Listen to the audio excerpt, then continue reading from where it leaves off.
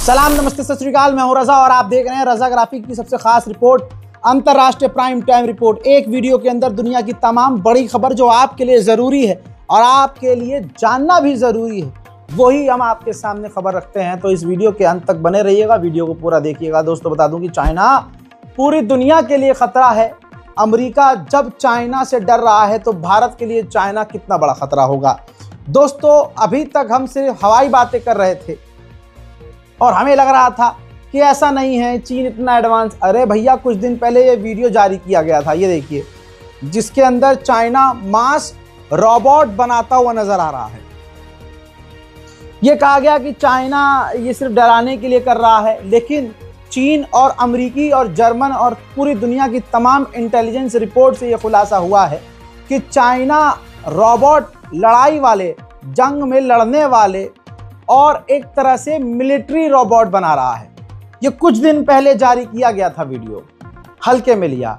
दोस्तों, अब LAC पर भारत और चीन की सीमा के करीब दावा यह है कि इसको किसी भारतीय फौजी ने रिकॉर्ड किया या भारतीय सीमा के अंदर से रिकॉर्ड किया। चाइना ने LAC पर रोबोट तैनात कर दिया है। सबसे बड़ी खबर और विजुअल आपके सामने, ये देखिए दोस्तों। उफ, ये चाइना कितना एडवांस हो चुका है। भारतीय सीमा के पास चीनी जासूसी रोबोट, वायरल वीडियो में दावा किया जा रहा है और अब ये एक बहस का मुद्दा बन चुका है। सवाल ये है कि क्या चाइना ऐसे रोबोट बना सकता है? जवाब आपका दिमाग आपको दे चुका है कि जी हाँ, चाइना जितनी एडवांस तरीके से आगे बढ़ रहा है, हम गोबर और पेशाब में फंसे हुए हैं। भारत का एक खास समुदाय मुसलमानों से इतना ऑफेंड हो जाता है, खुद मकान खरीद नहीं पाते, मुसलमान जब जाके खरीदता है तो ताली बजाने लगते हैं, शोर मचाने लगते हैं, थाने का घेराव करते हैं। कोरोना जैसी बीमारी आती है तो पैखाने को, जानवर के टट्टी को, पैखाने को, पेशाब को दवाई बता दिया जाता है। हम गू, मूत और नफरत में फंसे हुए हैं और चाइना हमारी भारत माँ के लिए कितना बड़ा खतरा बन रहा है, इस पर वो खास समुदाय नहीं बोलेगा। हजरात, अगर आप रजा ग्राफिक देखते हैं तो इसकी वजह यही है कि हम आपको सच दिखाते, सच बताते हैं। बहुत सारे लोगों को, मैंने कुछ टिकटॉकियों को और कुछ रील वालों को देखा है जो आड़ी टेढ़ी बात करते हैं, जो सच खबर बताते भी हैं। मेरे जैसे और भी लोग हैं जो सच दिखाते हैं, कुछ यूट्यूबर्स, तो उनके नाम पर अब व्यूज कमाए जा रहे हैं कि भाई उन्होंने खबर गलत बताई थी। हजरात, आपको एक और सच्चाई का सामना करवाऊं और आप खुद ही वेरीफाई करेंगे कि रजा ग्राफी आपको कितनी क्लियर और पारदर्शिता के साथ खबर दिखा रहा है। मैंने आपको कल बताया था कि पाकिस्तान मदद भेज रहा था श्रीलंका। हमने पाकिस्तान के लिए एयर स्पेस बंद किया हुआ था, लेकिन ये जहाज जब श्रीलंका के लिए उड़ान भरता है और परमिशन जब हमसे मांगता है तो हमने परमिशन दे दी थी और हमारे ही एयर स्पेस का इस्तेमाल करके पाकिस्तान का जहाज श्रीलंका पहुंचा और मदद देकर आया। लेकिन आदत से मजबूर इस पाकिस्तान ने इल्ज़ाम ये लगाया कि हमने, यानी भारत ने, पाकिस्तान के जहाज को हवाई रास्ता नहीं दिया मदद भेजने के लिए, जिसके बाद भारतीय विदेश मंत्रालय के द्वारा पाकिस्तान के मुंह में मूता गया और ऑफिशियली कहा गया कि ये सरासर झूठ है। हमसे पहली बार परमिशन मांगी गई और हमने पहली बार में ही पाकिस्तान के मदद ले जाने वाले जहाज को रास्ता दे दिया था। लेकिन भारत को बदनाम करने के लिए पाकिस्तान फालतू की बातें कर रहा है। बात तुमने हमारे भारत, हमारे मुल्क की बेइज्जती वाली की है। तो आइए पाकिस्तान का और पाकिस्तानियों का पोस्टमार्टम करते हैं और ये कितने हरामी झूठे हैं, हम आपको इन्हीं के पिछवाड़े से इन्हीं की तस्वीर दिखाते हैं। ये देखिए, पाकिस्तान ने जो मदद भेजी थी, पाकिस्तान हाई कमीशन ने श्रीलंका को जो मदद भेजी थी और अपनी तारीफ़ें लिखी थी तस्वीरें शेयर करके, ज़रा जब हमने उसको जूम किया, जब जूम करके देखा गया तो जो पैकेट मदद के भेजे हैं वो 2024 के हैं, जो एक्सपायर हो चुके हैं 2024 में। यानी जो 2024 में एक्सपायर हुआ सामान है, एक्सपायर सामान पाकिस्तान श्रीलंका को भेजकर, वो भी भारत के रास्ते, भारत को बदनाम करके, श्रीलंका को मदद देकर तुर्रमखा बन रहा है। लेकिन औकात पाकिस्तान की यह है कि पाकिस्तान अपना एक्सपायर सामान श्रीलंका को दे रहा है और भारत की बुराई कर रहा है। अपने गरीबान में झांको और थोड़ी सी शर्म करो और अल्लाह का खौफ करो। उधर मेरे दोस्तों, भारत के हमारे नेवल ऑफिसर ने कहा कि ऑपरेशन सिंदूर में हमारी नेवी ने पाकिस्तान की नेवी पर इतनी पैनी नजर बनाई थी कि हम चारों तरफ इस तरह से फैले थे कि वो पाकिस्तान की नेवी अपने पोर्ट के अंदर बंद हो गई थी और बाहर नहीं निकली थी। बयान सुनाऊंगा आपको अभी। पाकिस्तान के ऊपर खुलासा करते हुए हमारे नेवल ऑफिसर ने कहा कि पाकिस्तान की नेवी पर हमारी पल पल नजर है और यही चीज चीन की नौसेना पर भी अप्लाई होती है।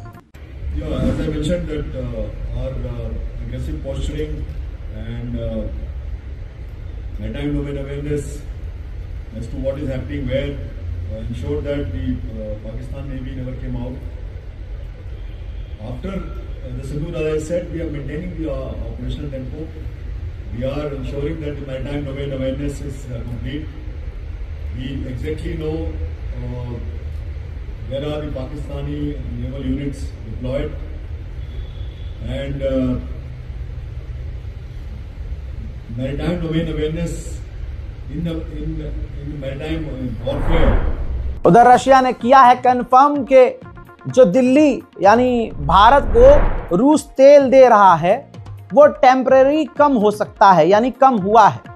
बात बिल्कुल क्लियर कर दूं, कहा था हमारा वाला झुकेगा नहीं, और मोदी जी ने कहा था कि हम तो तेल लेते रहेंगे, अपनी सरकार से कहलवाया था कि हम डरते नहीं हैं, तेल लेते रहेंगे। तो रशिया हमारा दोस्त है, जहां से फायदा होगा वहां से लेंगे। लेकिन कम तो हुआ है, क्रिमिनल ने कंफर्म किया है, भले ही ये टेम्परेरी कम हुआ है। अब भारत आने वाले हैं व्लादिमीर पुतिन, ऐसे में रूस ने बड़ा खुलासा किया है और अगर भारत ने इसका सही फायदा उठाया तो हम काफी मजबूत होंगे। रशिया के विदेश मंत्रालय के द्वारा कहा गया है Su-57 दुनिया का top most powerful fighter jet है और S-400, 500 भी खतरनाक डिफेंस सिस्टम है और भारत से बातचीत के एजेंडे में ये शामिल है। कहा जा रहा है कि भारत को ये ऑफर किया जा सकता है। उधर नो लिमिट पार्टनरशिप ऑफर कर दी है। रशिया ने भारत की बल्ले बल्ले कर दी है, दिल खोलकर भारत के आगे बिछा दिया है। दोस्तों, भारत के लिए कहा है रूस ने कि नो लिमिट ऑन पार्टनरशिप, जितनी पार्टनरशिप चाहिए रशिया से भारत को जो चाहिए, भारत को रशिया वो सब देने को तैयार है। उधर खबरों का असर होता है, सोशल मीडिया की ताकत है। दोस्तों, हमने आपको बताया था कि इमरान खान पाकिस्तान के पूर्व प्रधानमंत्री जिंदा हैं या मारे गए नहीं पता है, प्रेशर का असर होता है। अब पाकिस्तान के पूर्व प्रधानमंत्री इमरान खान की बहन को 20 मिनट के लिए उनके भाई इमरान खान से मिलने दिया गया, यानी इमरान खान जिंदा हैं। लेकिन उनकी बहन ने मीडिया को बताया कि बहुत बुरी हालत में है, टॉर्चर किया जा रहा है, छोटे से सेल के अंदर रखा गया है। और मेरे भाई इमरान खान ने बताया ये सब कुछ पाकिस्तान के आर्मी चीफ आसिम मुनीर के कहने पे हो रहा है। मैडम, इतना बताइएगा कि खान साहब की सेहत कैसी है, वो कैसे लगे आपको, क्या बात की उन्होंने? सेहत अल्हम्दुलिल्लाह ठीक है, मगर जो भी वो उन्होंने बड़े गुस्से में थे, कहते हैं कि हमें ये मेंटल टॉर्चर कर रहे हैं और सारा दिन कमरे में बंद, थोड़ा सा बाहर जो निकल सकते हैं, कोई किसी से कम्युनिकेशन नहीं। कहते हैं कि आसिम मुनीर जिम्मेदार है, ये सब कुछ हो रहा है। बाकी कितनी देर मुलाकात रही है मैडम आपकी? अच्छा, सेहत उनकी ठीक है?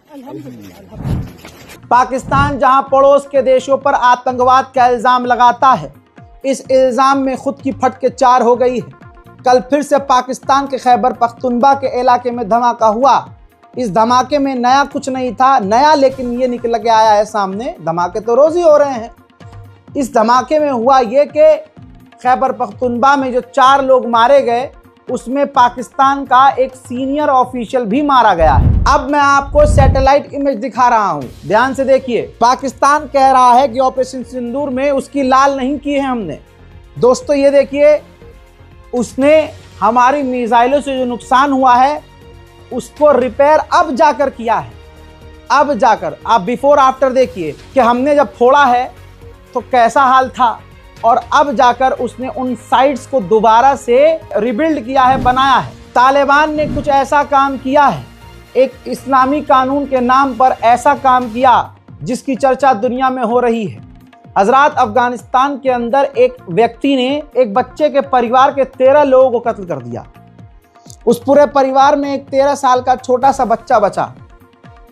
तालिबान ने जांच पड़ताल की, उसे गिरफ्तार किया जो 13 लोगों का कातिल था।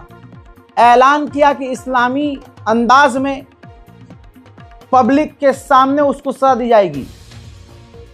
और फिर हुआ ये कि उस 13 साल के बच्चे से तालिबान सरकार ने उसके 13 घर वालों के जो कातिल था उसको गोली मरवा दी। 13 साल के बच्चे से कातिल को गोली मरवाई और यह सजा पब्लिक डोमेन में दी गई, पब्लिक प्लेस में दी गई और ऐलान करके दी गई।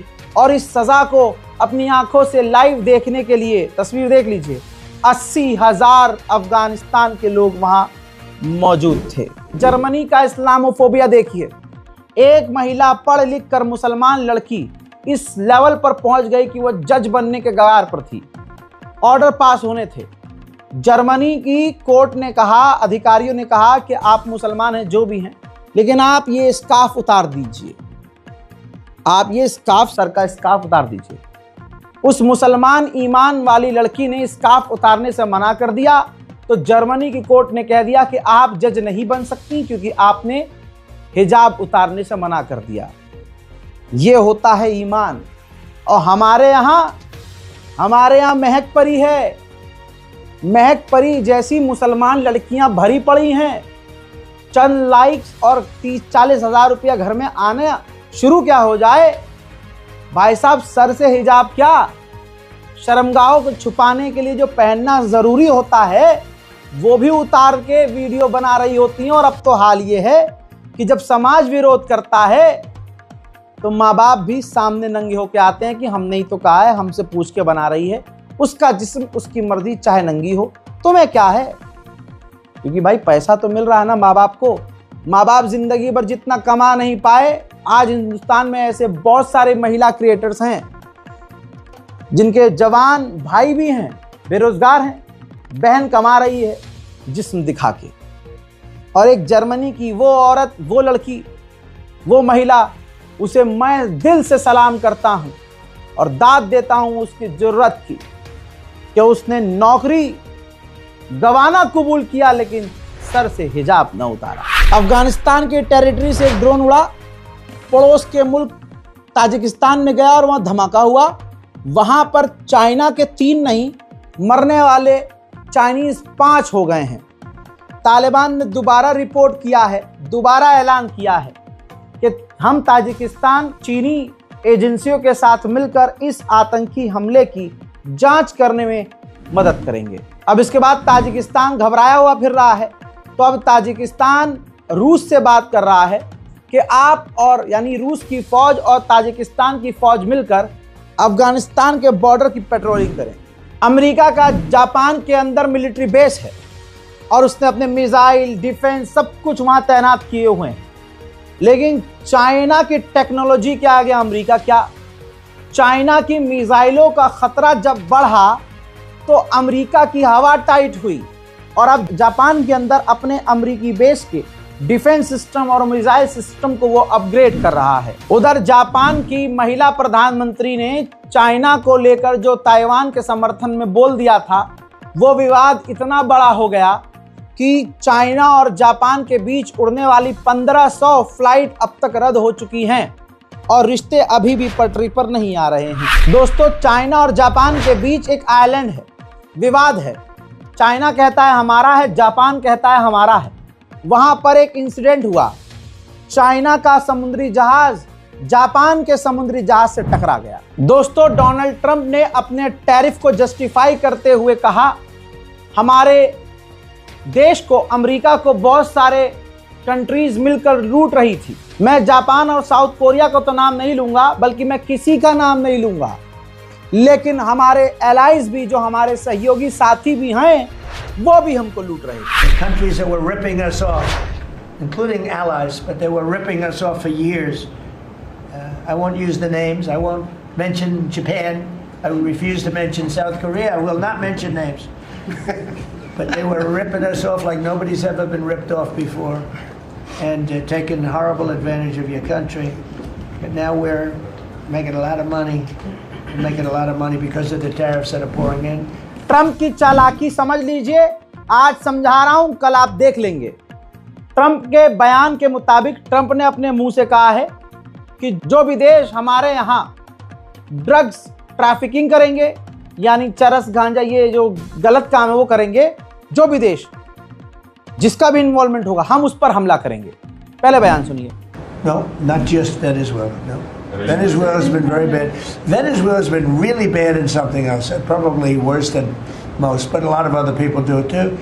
They would send murderers into our country. They would empty their jails into our country. They send people into our country that we don't want. They sent their drug dealers and their drug people into our country. They sent people from their mental institutions into our country, and we're getting them out. That was bad. That was real bad. And they also said. इस बयान का मतलब यह है कि कल को America किसी पर भी इल्जाम लगा देगा कि फलाना देश हमारे मुल्क के अंदर तस्करी कर रहा है, नशा आम कर रहा है, ये कहते हुए ये इल्जाम लगाकर अमेरिका किसी पर भी हमला करेगा। उधर ऐलान कर दिया है वेनेजुएला को लेकर डोनाल्ड ट्रंप ने कि हम जमीनी हमला ड्रग कार्टल्स पर करने वाले हैं वेनेजुएला के पास। अमेरिका ने दादागिरी दिखाते हुए वेनेजुएला के स्पेस को बंद कर दिया था और सभी से कह दिया था कि कोई भी वेनेजुएला के एयर स्पेस इस्तेमाल ना करे, लेकिन कोलंबिया ने अपना जो एयरलाइन है, अपने जहाज हैं, वो वेनेजुएला के एयर स्पेस का इस्तेमाल करते हुए फ्लाइट्स को रिज्यूम कर दिया है, उड़ाना शुरू कर दिया है और अमेरिका यानी डोनाल्ड ट्रंप की बात को काट दिया है। हजरात, वेनेजुएला ने अप्रूव कर दिया है कि जिन भी वेनेजुएला के लोगों को अमेरिका अपने मुल्क से निकाल रहा है, हम उन तमाम वेनेजुएला के लोगों को कबूल करेंगे, अपने मुल्क में आने देंगे।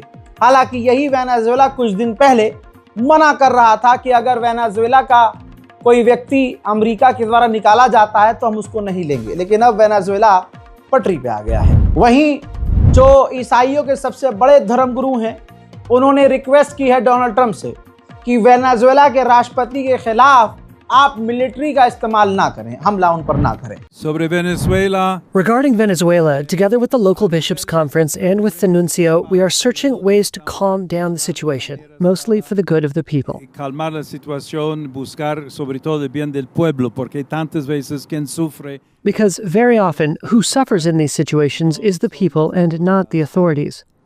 Las voces que vienen de Estados Unidos cambian. The voices coming from the United States change, and from time to time, pretty often, we have to see.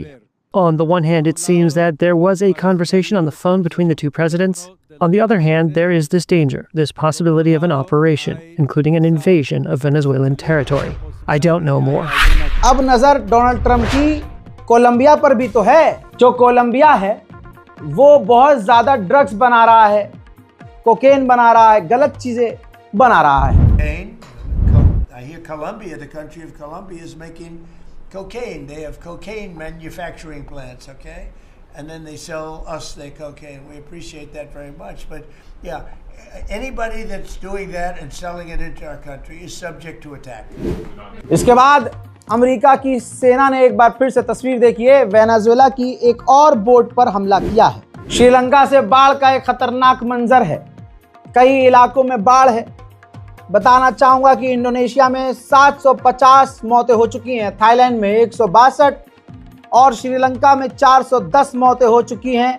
15 lakh लोग एक जगह से दूसरी जगह मूव हुए हैं। वियतनाम में 91 लोग मारे जा चुके हैं। उधर मेरे दोस्तों, यूएई ने 54वां ईद उल इत्तेहाद मनाया है। भाई अरब पे क्या भरोसा करें, अरब अपने ही नाम का कोई ईद वीद बना लेंगे भाई, अपने ही नाम की ईद। 54वीं इन्होंने वर्षगांठ मनाई है यूनिटी की। कमाल की बात यह है कि ये दिल्ली में हुआ था और यूएई की एम्बेसी में हुआ था और हमारे ट्रेड मिनिस्टर माननीय पीयूष गोयल भी इस प्रोग्राम में शामिल हुए और खूब जमकर नाचे। यही तो कमाल है, बीजेपी के दिग्गज नेता, सरकारी नेता, सरकार हमारे विदेशी मूल्यों के साथ कमर से कमर मिलाकर थिरकने को तैयार है, लेकिन इन्हीं के टटपूंजे नेता भारतीय मुसलमानों का विरोध और बाइकआउट करने की दोगली बातें करते हैं। उधर सूडान से आई है बड़ी खबर। सूडान की आर्मी को बड़ी मिली है कामयाबी। RSF यानी रैपिड सपोर्ट फोर्स, जो आतंकी कृत्य कर रही थी और वहां के आम लोगों का नरसंहार इसने किया है, उनके हाथों से कई इलाके को, कई गांव को आजाद सूडान की फौज ने कराया। हजरात, अंतर्राष्ट्रीय प्राइम टाइम रिपोर्ट में आज और अभी के लिए इतना ही। चैनल को सब्सक्राइब कर लीजिएगा ताकि आपको सबसे पहले हमारा वीडियो पोस्ट होते ही मिल जाए। ये वीडियो हम फेसबुक पर नहीं डालते, सोशल मीडिया के किसी और प्लेटफॉर्म पर नहीं डालते। अगर आप ये फेसबुक पर देख रहे हैं तो या तो ये कोई हमारा फैन पेज है जिसने ये अपलोड किया है, जिसका हमारे से कोई लेना देना नहीं है, उनको हमसे मोहब्बत है, बेचारों ने डाली है, और मैं कॉपीराइट नहीं देता हूं। लेकिन जिस दिन हमारी वीडियो का गलत इस्तेमाल होगा, मुन्ना जितने ये फर्जी पेज चला रहे हैं आप लोग, ये सब डिलीट हो जाएंगे। लिहाजा अपनी ऑडियंस से कहना चाहता हूं, अगर डायरेक्ट आपको मुझसे जुड़ना है, डायरेक्ट और सबसे पहले खबर देखनी है, तो हमारे चैनल रज़ाग्राफी अनस्क्रिप्टेड को सब्सक्राइब करें। जय हिंद।